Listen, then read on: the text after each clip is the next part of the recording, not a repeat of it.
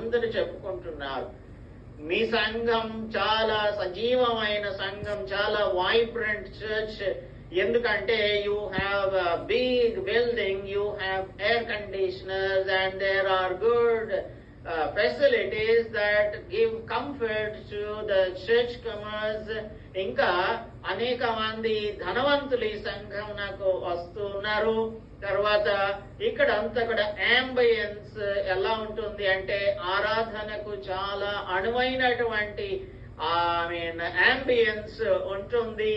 కాబట్టి ఈ సంఘం చాలా గొప్ప పేరు ప్రఖ్యాతులు కలిగిన సంఘం అని అందరూ చెప్పుకుంటూ ఉంటారు, అందరూ చెప్పుకుంటూ ఉన్నారు.